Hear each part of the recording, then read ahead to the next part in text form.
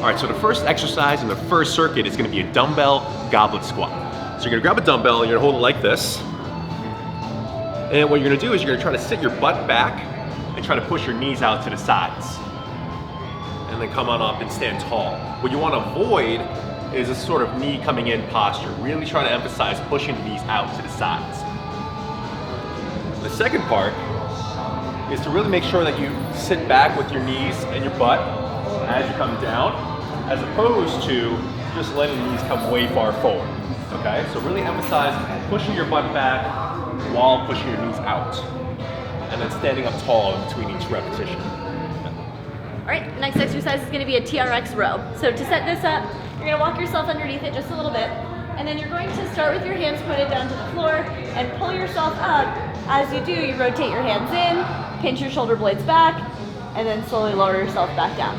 A couple of things you wanna watch out for are overarching your back, so really letting your rib cage flare up. We don't wanna do that, we wanna actually keep your rib cage down so your abs stay engaged.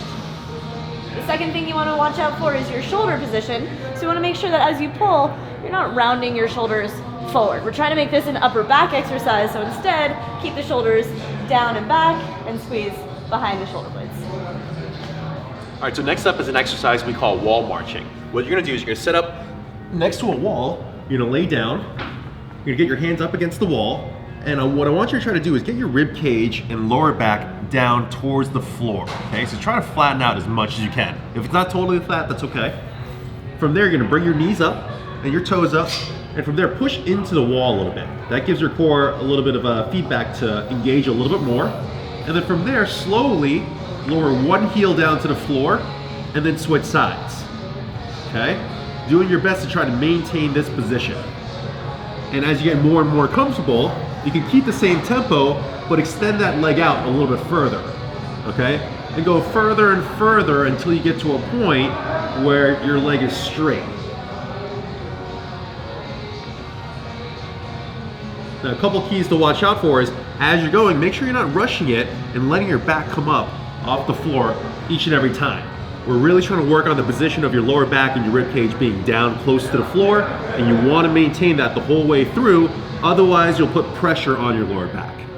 All right, next we're gonna do a kettlebell deadlift. So we're going to start by standing right over the kettlebell. It should be placed right between the arches of your feet. From there, we're gonna do a hip hinge. So everything from the back of your head to your tailbone stays nice and straight. Just soften your knees and reach your hips back behind you.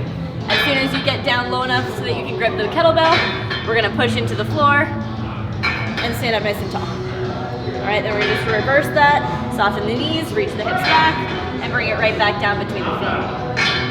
And repeat. What we wanna look out for is coming down for the bell with a rounded back. So we really wanna make sure we're not doing this and picking it up here puts a lot of stress on your lower back. So instead, we're just moving through the hips, everything else stays straight. Conversely, we want to make sure we're not doing the opposite of that, which is overarching the back to go down either.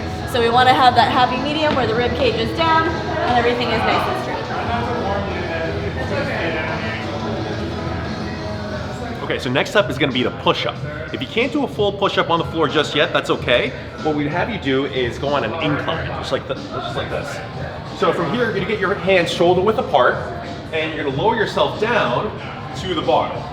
And what you're trying to aim for is kind of your sternum level, okay? So not too high. When it's too high, it looks like this, okay? Aim for your sternum level and keep your elbows tucked, okay? So the most common mistakes we see are elbows too high and landing too high up on the bar.